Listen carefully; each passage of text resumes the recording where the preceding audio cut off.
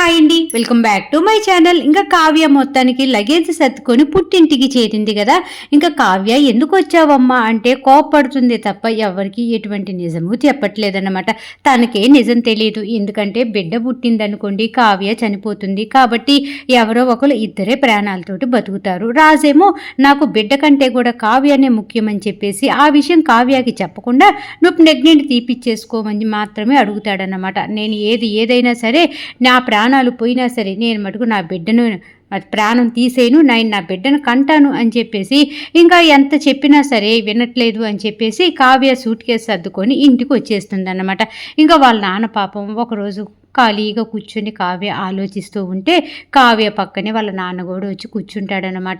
ఎందుకమ్మా అందరికీ హెల్ప్ చేసే అల్లుడు గారు ఇప్పుడు తనకు పుట్టబోయే బిడ్డను ఎందుకు చంపేయాలనుకుంటున్నాడు, అసలు ఎందుకు అంటావు అని చెప్పి కావ్యాన్ని అడుగుతూ ఉంటే ఏమో నాన్న ఎన్నో రకాలుగా ప్రయత్నించాను నిజం తెలుసుకోవాలి అని చెప్పేసి, అది కాకుండా అతనికి పిల్లలంటేనే చాలా ఇష్టం, అలాంటిది కూడా మాకు పుట్టబోయే బిడ్డను ఎందుకు వద్దనుకుంటున్నాడు నాకేం అర్థం కావట్లేదు, తెలుసుకుందామని చెప్పేసి విశ్వ ప్రయత్నాలు చేసి అలసిపోయాను.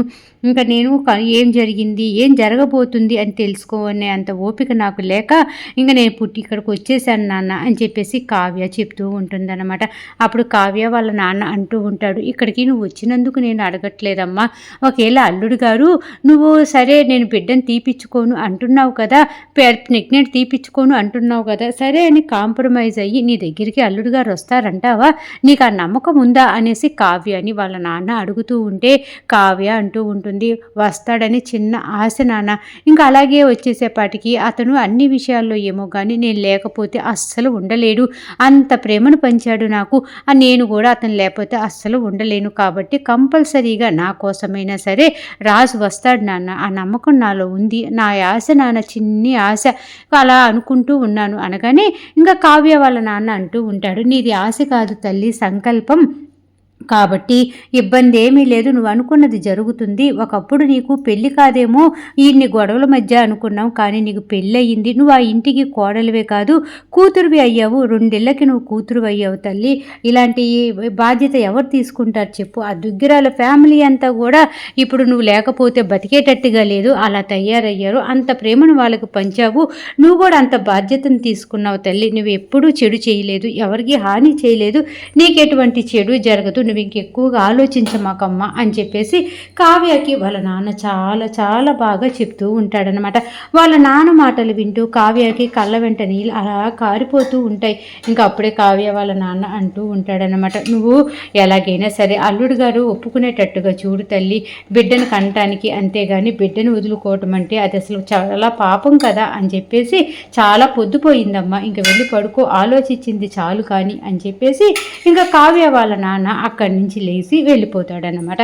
ఇంకా కావ్య ఆలోచిస్తూ ఉంటుంది, ఎందుకు అసలు ఏదో జరిగింది మొత్తానికి, ఆయన ఎందుకు నాకు ప్రెగ్నెంట్ తీపించేసేయాలనుకుంటున్నాడు, బిడ్డను ఎందుకు వద్దనుకుంటున్నాడు, ఏమండి నేను ఎలాగైనా సరే బిడ్డను కనిన తర్వాతే ఆ ఇంటికి వస్తాను, బిడ్డను చూసైనా సరే మీ మనసు మారుతుందేమో, అప్పుడు దాకా నేను ఇంట్లో అడుగే పెట్టను, ఆ ఇంట్లో నాకు నా బిడ్డే ముఖ్యం, నా ప్రాణాలు పోయినా సరే నేను బిడ్డను కనేది అని చెప్పేసి కావ్య ఇక్కడ ఆలోచిస్తూ ఉంటే అక్కడ రాజు కూడా పాపం నిద్ర పట్టకుండా, ఎందుకు కావ్య నేను చెప్పిన మాట వినట్లేదు, బిడ్డ కంటే కూడా నీ ప్రాణాలే నాకు ముఖ్యం, కాబట్టి బిడ్డ లేకపోయినా పర్వాలేదు, నువ్వు ఉంటే నాకు చాలు కావ్య, అందుకే నేను ఇలాంటి పని చేస్తున్నాను అని చెప్పేసి రాజు అనుకుంటూ ఉంటే కావ్య ఒక పక్కేమో నా ప్రాణాలు పోయినా పర్వాలేదు, నాకు మటుకు బిడ్డ ఇంపార్టెంట్ అని చెప్పేసి కావ్య, మీరు లేకుండా నేను ఉండలేనండి అని చెప్పేసి మనసులో కావ్య అనుకుంటూ ఉంటే అక్కడ రాజేమో నువ్వు లేకపోతే నేను ఉండలేను కళావతి అని చెప్పేసి పాపం అక్కడ రాజు ఇద్దరు అలాగా ఒకరి మీద ఒకరి ప్రేమతోటి మనసులో మాటలు చెప్పుకుంటూ ఎవరింట్లో వాళ్ళు, అంటే కావ్య వాళ్ళ ఇంట్లో కావ్య, రాజు వాళ్ళ ఇంట్లో రాజు, ఎవరింట్లో వాళ్ళు ఒకరి గురించి ఒకరు ఆలోచిస్తూ ఉంటారు. తెల్లారిపోతుంది. ఇంకా రాజు చక్కగా రెడీ అయిపోయి ఆఫీస్కి వెళ్ళాలి అని చెప్పేసి గబగబా కిందకు వస్తాడనమాట. అప్పటికి కింద ఆమరణ నిరాహార దీక్ష చేయడానికి బ్యాచ్ అంతా రెడీగా తినేసి కూర్చుంటుందన్నమాట. అంటే ఫుల్లుగా తినేసి ఇంకా మళ్ళీ ఎక్కడ ఆమరణ నిరాహార దీక్ష అంటే అది ఇది తినకూడదు కదా, రాజు ముందు అలా యాక్షన్ చేసి ఎలాగైనా సరే కావ్యాన్ని తీసుకొచ్చేటట్టుగా చెయ్యాలి అని చెప్పేసి అందరు నీట్గా టిఫిన్లు చేసేసి హాల్లో సోఫాలో కూర్చొని ఉంటారనమాట. ఇంకా రాజు వచ్చి ఏంటి అందరూ సోఫాలో కూర్చొని దీర్ఘంగా ఆలోచిస్తున్నారు, టిఫిన్లు తినరా ఏంటి అనేసి అనగానే మేము ఇవాళ నుంచి టిఫిన్ తినదలుచుకోలేదురా అని చెప్పేసి రాజుతో అంటారనమాట. అప్పుడు రాజు అంటూ ఉంటాడు, ఏమైంది మీరందరూ ఎందుకు తినట్లేదు అనేసి అనగానే, కావ్యాన్ని నువ్వు తీసుకొని వచ్చేదాకా కూడా మేము పచ్చి మంచినీళ్ళు కూడా తాగదలుచుకోలేదు అనేసి చెప్తూ ఉంటే, ఈలోపే మన పెద్దావిడ రాజుగారి నానమ్మ గారు తిని తేపుతారన్నమాట. అప్పుడే ఏంటి ఇది తినకుండా వచ్చే తేపులాగే తినేసి తేపుతున్నట్టున్నారు, అంటే అందరూ పీకల దాకా తిని నా ముందు యాక్షన్ చేస్తున్నారా అనేసి అనగానే, లేదు లేదు ఇది తినకుండా వచ్చేదేను, తినింది కాదు, మేమైనా అబద్ధం ఆడాల్సిన పని ఏంట్రా, నువ్వు కావ్యాన్ని ఇంతకు తీసుకొస్తున్నావా తీసుకురావట్లేదా మాకు నిజం చెప్పు అనేసి అంటూ ఉంటే, కళావతిని వెళ్ళి కాళ్ళు పట్టుకొని బతిలాడాల్సిన అవసరం నాకు లేదు, బాధ్యత ప్రకారం ఒకసారి అడిగాను తను రానంది, కాబట్టి నేనైతే మటుకు వెళ్ళను, నేను అడగను అని చెప్పేసి, మీరందరూ ఇప్పుడు తినటానికి వస్తున్నారా రావట్లేదా అనేసేపాటికి మళ్ళీ రాజు వాళ్ళ బాబాయ్ తేపుతాడనమాట. బాబాయ్ నువ్వు కూడా అనగాని అమ్మకు వచ్చినట్టుగానే నాకు కూడా తినకుండా వచ్చే తేపులు కొత్తగా తయారైనరా బాబు, కాబట్టి మేము ఎవ్వరం తినము అనేసి అంటూ ఉంటే, మీరందరూ తినకపోతే తినకపోయారులే నేను మటుకు తింటాను అని చెప్పేసి గబగబా డైనింగ్ ఏరియా దగ్గరికి వెళ్తూ ఉంటాడనమాట. ఇక్కడ ఆమరణ్య దీక్షకు కూర్చున్నటువంటి సభ్యులందరూ మాట్లాడుకుంటూ ఉంటారు. అదేంటి రాజు ఎలాగైనా మనం తినకపోతే కావ్యాన్ని తీసుకొని వస్తాడని మనం అనుకుంటే, మీరు తినకపోతే తినకపోయారు, నేను మటుకు తింటానని వెళ్ళాడు, కాబట్టి వాడిని ప్రశాంతంగా తిననీయకుండా ఎలాగైనా కావ్యాన్ని తీసుకొని వచ్చేటట్టుగా వాడిని మారుద్దాం రండి అని చెప్పేసి అందరూ ఆ డైనింగ్ ఏరియా దగ్గరికి వెళ్తారనమాట. అప్పటికి రాజు చక్కగా ఇడ్లీ తీసుకొని కళ్ళకు అద్దుకొని తినబోతూ ఉంటే ఈ జనం అంతా అక్కడ ప్రత్యక్షమవుతారు. ఏంటి ప్రశాంతంగా నన్ను ఇడ్లీ కూడా తిన్నీరా, మీరందరూ తింటానికి వచ్చారా, దీక్ష విరమించారా అనేసి అంటూ ఉంటే, ఇక్కడ దీక్ష ఎవ్వరూ విరమించలేదు, నువ్వు తింటూ ఉంటే ఎలా తింటావా ఎంత తింటావా చూద్దామని వచ్చాం, ఇప్పుడు నువ్వు కావ్యాన్ని తీసుకొచ్చేదాకా కూడా ఇంట్లో వాళ్ళు ఎవరం కూడా తినము తాగము, అది నీ ఇష్టం, అందరినీ కాపాడుకోవాలి, మా వాళ్ళందరూ అంటే నాకు ఇష్టం అనేసి నీ మనసులో ఉందనుకో, నువ్వు కావ్యాన్ని తీసుకురా అది ఇది అనేసి మొత్తానికి ఇడ్లీ తినకుండా రాజుకి బాగా కావ్య మీద నూరు పోస్తూ ఉంటారు మంచిగా. ఇంకెక్కడ ఇలా జరుగుతూ ఉంటుంది కదా, పాపము కావ్య కూర్చొని ఒకటి ఆలోచించుకుంటూ ఉంటుంది. ఏంటి అసలు ఇంట్లో వాళ్ళందరూ కూడా పిల్లలంటే చాలా ఇష్టపడుతూ ఉంటారు కదా, అలాంటిది భార్య కడుపుతో ఉంటే భర్త ఎంత హ్యాపీగా ఫీల్ అయిపోవాల్సింది, అలాంటిది ఎందుకు నన్ను ప్రెగ్నెంట్ తీపిచ్చేసుకోమని అంటున్నాడు, అసలు ఏమై ఉంటుంది, ఇది ఎవరికి తెలిసి ఉంటుంది అని చెప్పేసి చాలా చాలా ఫీల్ అయిపోతూ ఉంటుంది. ఈలోపే ఈ మీడియా వాళ్ళు వచ్చి పడతారన్నమాట. ఈ మీడియా వాళ్ళకి ఎవరు చెప్పారో ఏమో, మొత్తానికి మీడియా వాళ్ళు కావ్య వాళ్ళ ఇంటికి వచ్చేస్తారు.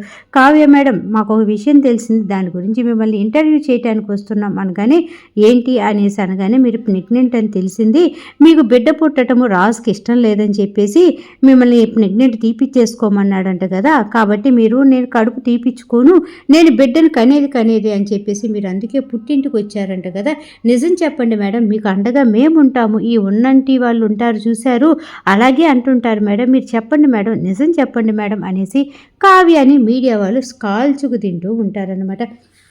అప్పుడే కావ్య అంటూ ఉంటుంది, నా భర్త మంచోడు, నన్ను ఎప్పుడు ప్రెగ్నెంట్ తీపిచ్చుకోమని అసలు చెప్పలేదు, ఇంతకు మీకు ఎవరో కావాలని చెప్పేసి ఈ విషయాలన్నీ చెప్పారు, మా ఇద్దరి మధ్య ఎటువంటి గొడవ జరగలేదు, మేము చాలా హ్యాపీగా ఉన్నాము, బిడ్డ పుట్టబోతుంది అన్న హ్యాపీనెస్ మాలో చాలా చాలా ఉంది అని చెప్పేసి కావ్య అంటూ ఉంటే, మీడియాలో ఇంకొక మీడియా అతను అంటూ ఉంటాడనమాట, లేదు మేడం మాకు వచ్చిన ఇన్ఫర్మేషన్ ప్రకారం మీరు సంతోషంగా లేరు, మీరు ఇంట్లో గొడవ పెట్టుకొని బ్యాగ్ సర్దేసుకొని మీకై మీరు వచ్చేసారు పుట్టింటికి, మా దగ్గర అంత ఇన్ఫర్మేషన్ ఉంది, మీరు అబద్ధాలు చెప్పొద్దు, మీరు నిజం చెప్పండి మేడం, మీకు ఎటువంటి హాని జరగదు, మీకు అందరికీ మేమంతా మీడియా వాళ్ళందరం సపోర్ట్ ఉన్నాం మేడం, చెప్పండి మేడం అనేసి నలుగురు కలిసి పొడుచుకు తింటూ ఉంటారు కావ్యని. అప్పటికి కావ్య అంటూనే ఉంటుందన్నమాట, ఎవ్వరూ నన్ను అసలు బలవంతం చేయలేదు, నాకు బిడ్డను కంటమే ఇష్టము, కాబట్టి నేను మా అమ్మ మా నాన్న చూడటానికి పుట్టింటికి వచ్చానే తప్ప ఎవరు ఏం నన్ను ఇంట్లో నుంచి వెళ్ళిపోమని కానీ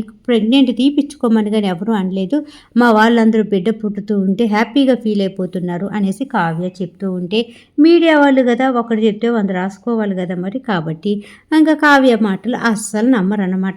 ఇంకా కావ్య అలా బాధపడుతూ ఏం చెప్పాలో అర్థం కాక చూస్తూ ఉంటే అప్పుడే కావ్య వాళ్ళ అమ్మ వచ్చేస్తుందన్నమాట. వచ్చి, ఏంటి మీరంతా ఇలా తగులుకున్నారు, మా అమ్మాయి చెప్పింది కదా, ఇంక ఉన్నది చెప్తే మళ్ళీ అబద్ధం అంటారేంటి, జరిగింది అదే, మా అల్లుడు నా కూతుర్ని కడుపు తీపిచ్చుకోమని అనలేదు, ఏమీ అనలేదు. మా అల్లుడు గారు కూతురు చాలా సంతోషంగా ఉంది. మా అమ్మాయి మమ్మల్ని చూడటం కోసం వచ్చింది, ఏం చూడటానికి రాకూడదా? ఆడపిల్ల పెళ్లి చేసుకొని వెళ్ళిపోతే పుట్టింటికి రాకూడదా అని చెప్పేసి గట్టిగా గదుముతూ ఉండేలోపు ఇంకా ఎందుకు వచ్చిన గోళ్ళే అని చెప్పేసి మీడియా వాళ్ళందరూ వెళ్ళిపోతారనమాట. ఒక్క మీడియా వాళ్ళు మటుకు ఈ కావ్య వాళ్ళ ఇంట్లోకి వెళ్ళిపోయిన తర్వాత ఇంకా చెప్తూ ఉంటుంది, ఇదిగోండి ఉన్న గొప్పింటి వాళ్ళు అని చెప్పేసి పెళ్లి చేసుకుంటే తీరా కడుపు వచ్చిన తర్వాత కడుపు తీపిచ్చేసుకుంటేనే అని చెప్పేసి పంపించేశారు పుట్టింటికి. అతను మటుకు అతనికి బ్యాడ్ హ్యాబిట్స్ చాలా ఉన్నాయి అని చెప్పేసి మాకు వచ్చిన ఇన్ఫర్మేషన్ ప్రకారం తెలిసింది. పాపం కావ్య అతను చాలా బాధపడిపోతుంది, నేను కడుపు తీపిచ్చుకోవాలని నాకు లేదు, నేను బిడ్డను కనాలని నాకు ఉంది అని చెప్పేసి చాలా బాధపడుతుంది. కాకపోతే కావ్యాన్ని పుట్టింటికి పంపించేసి వాళ్ళు మటుకు హ్యాపీగా ఎంజాయ్ చేస్తున్నారు. కావ్య గారికి మేమందరం మద్దతుగా ఉంటాము, కావ్యకి ఎవరైనా మద్దతు పలకాలి అనుకుంటే ఇదిగోండి పలానా అది ఇది అని చెప్పేసి మొత్తానికి ఇంకా దుగ్గిరాల ఫ్యామిలీ గురించి మీడియా వాళ్ళు గబ్బు చేసేస్తూ ఉంటారన్నమాట పాపం కావ్య విషయంలో. ఇదంతా కూడా టీవీలో వస్తూ ఉంటే అందరూ చూస్తూ ఉంటారన్నమాట. ఇంకా న్యూస్ వచ్చినట్టుగా వచ్చేస్తూ ఉంటే అందరూ కూడా అవ్వా ఇదేంటి మన ఇల్లు ఏకంగా టీవీలోకి ఎక్కింది, మన ఇంటి పరువు పోయింది అనేసి అందరూ బాధపడుతూ ఉంటే ఈలోపే ఇంకా మన రుద్రాన్ని స్టార్ట్ చేస్తుందన్నమాట. అదిగో దుగ్గిరాల ఫ్యామిలీ ఈరోజు అందరికీ చెడుగా కనపడుతుంది, ఇది కావ్య వల్లే కదా. ఇంకా కావ్య చెప్పా చేయకుండా ఇంట్లో నుంచి వెళ్ళిపోయింది, పుట్టింటికి చేరటము ఇంకా మీడియా వాళ్ళని పిలిపించుకొని కావాలని మన ఇంటి పరువు తీస్తుంది, ఇంకా కావ్యని ఏం చేసినా తప్పు లేదు అది ఇది అని చెప్పేసి రుద్రాని నోటికి వచ్చినట్టు మాట్లాడుతూ ఉంటుందన్నమాట. కావ్యని ఏదైనా అన్నారే అంటే కావ్య వాళ్ళ అత్తయ్య గారు అపర్ణ గారు అస్సలు ఊరుకోరు కదా, కావ్యకి ఫుల్గా మద్దతు ఇస్తూ ఉంటారన్నమాట. ఇంకా అప్పుడే రుద్రాని అంటూ ఉంటుందన్నమాట, కావ్య కావాలని ఇదంతా చేసింది, రాజు మంచోడు కాదు అని చెప్పేసి చెప్తున్నట్టుంది. మీడియా వాళ్ళు కూడా ప్రపంచానికే చెప్తున్నారు రాజు మంచోడు కాదు అని చెప్పేసి. నాకు రాజు గురించి ఇలా మాట్లాడుతూ ఉంటే చాలా కోపం వస్తుంది, కావ్యాన్ని హద్దుల్లో పెట్టుకోలేక ఇలాగ చేసేశారు మీరంతా చేరి. ఇంకా కావ్యాన్ని ఏదైనా సరే ఇంటికి కావ్యాన్ని అది ఇది అని చెప్పేసి ప్రతి దాంట్లో కావ్యాన్ని ఇన్వాల్వ్ చేసేసి మొత్తానికి గబ్బు చేశారు. ఇవాళ రోజున దుగ్గిరాల ఫ్యామిలీ పేరు ప్రతిష్టలు అన్నీ పోగొట్టింది అని చెప్పేసి కావ్య మీద ఇరుచుకుపడుతూ ఉంటుందన్నమాట రుద్రాణి. ఆ రుద్రాణి అనే మాటలకి అపర్ణ గారికి, అపర్ణ వాళ్ళ అత్తయ్య గారికి ఇంకా అందరికీ కూడా చాలా కోపం వస్తూ ఉంటుంది. రుద్రాణి వైపు ఊరి చూస్తూ ఉంటారన్నమాట. మొత్తానికి ఈ సీరియల్ ఈ విధంగా జరిగిందండి. సీరియల్ బాగుంది, చక్కగా ఉంది, అర్థమైంది అనుకుంటే మర్చిపోకుండా నా ఛానల్ని లైక్ చేయండి, షేర్ చేయండి, సబ్స్క్రైబ్ చేసుకోండి. అలాగే కింద బెల్ సింబల్ ఉంటుంది కదా, దాన్ని గట్టిగా ఒక బాదేసేయండి. ఇంకా రేపు రాబోయే ఎపిసోడ్లో మళ్ళీ కలుద్దాం. అంతవరకు ఉంటా మరి, బాయ్.